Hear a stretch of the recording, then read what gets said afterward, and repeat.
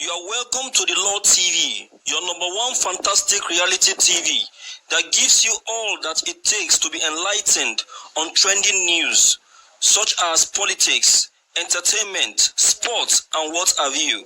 If you are new on this channel, kindly click on the subscribe button as well as already subscribed. So please don't forget to drop your comments anytime I drop new videos. Thank you. Ciao, ciao.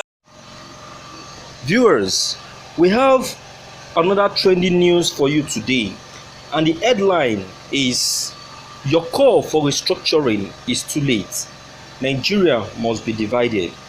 Fani Kayode tell Obasanjo, Gowon and Danjuma.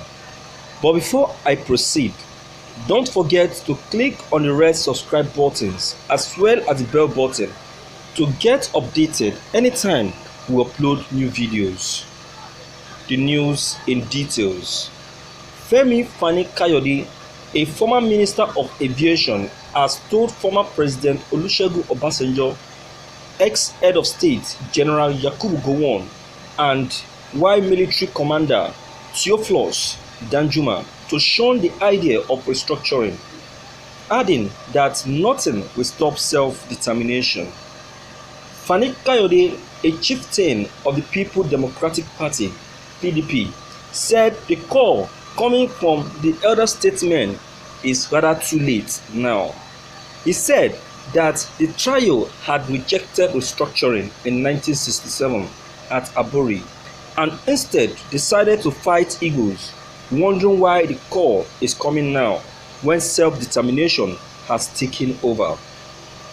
Daily Post reported that General Gowon had, at a public event organized by Igbo Leadership Development Foundation last week, admitted that the Igbo nation had been marginalized in Nigerian polity. He said, "I believe that a lot of injustice has been done to the Igbos, and a constitutional debate on restructuring must address all imbalances and restore hope and confidence." On his part, Obasanjo condemned the current state of affairs in the country in his speech at the Frederick Fashawn First Memorial Lecture. The ex-military leader said, "We estimated that federal government would suppress the Biafran rebellion within 3 months to make allowances for the unforeseen. We allowed 6 months, but it took us 30 months, 5 times what we allowed for, and what is more, we nearly lost the war.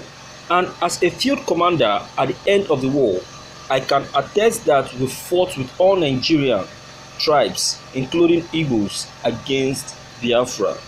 And if after over 10 years of fighting Boko Haram, the terrorist group is still waxing strong, let nobody out of self-delusion think that a war of self-determination by one or more geopolitical zone of Nigeria with the present disenchantment would be easily suppressed by the rest of what may remain of the country. Some will fight to the last drop of the blood of their group rather than suffer the indignity of slavery, oppression, domination, and atrocious injustice in the land of their birth, and the only one that they can call their country. If Boko Haram can get an outside support, any geopolitical zone opting for self-determination may equally get an external support.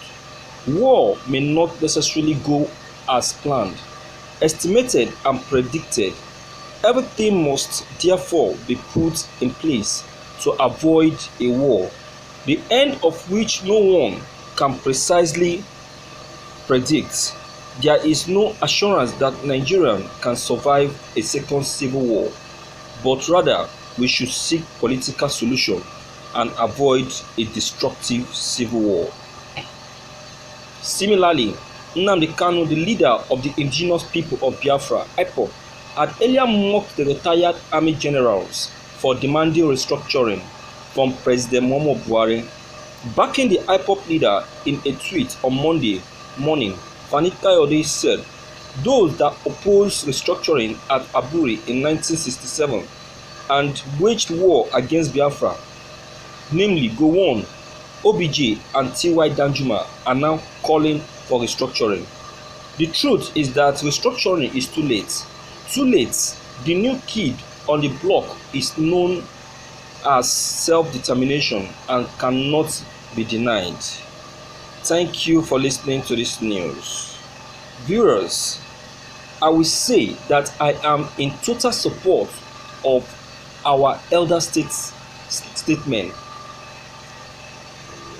We have seen and fought war. Those agitating for war don't know the calamity it brings to both parties. Real war is different from the war films that they are used to watching on YouTube and other channels. I appeal to former Minister of Aviation to fanning the flame of war. I cherish and I respect your views a lot, but don't allow the present situation to alter the nationalistic approach to issue. I salute your opinion. I salute the opinion of Mazen Nnamdi Kanu. Of a truth, this our ex-military man has made a terrible mistake by not supporting restructuring in the past. Someone like Gowon, Yakubu Gowon, had the opportunity to make sure that restructuring is achieved in his administration, but then he refused and paid adamant to opinions of people. Now he's asking for it. Same go to Olusegun Obasanjo. So I salute the opinion of Mazen Nnamdi Kanu and the opinion of the Minister of Aviation. But then Elder Gowon is now stating his regret of what Nigerian has turned into when he and other Christians in North like T.Y. Danjuma etc. contributed immensely to this mess. Well, it is not too late to repent, but it is too late to apologize. Mister, to keep Nigeria one is a task that must be done. We are pursuing a one Nigerian by force and blood instead of by agreement, justice, equity and fairness for all ethnics and religious groups. These elders have messed up our past, present and are now worried about our messed up future that they helped to create. Was South and Southeast not marginalized? Why are they now letting them go? They engaged in bloody war to keep a one Nigeria of continuing. Marginalization they are now preaching marginalization, saying they regretted, and now they are showing remorse.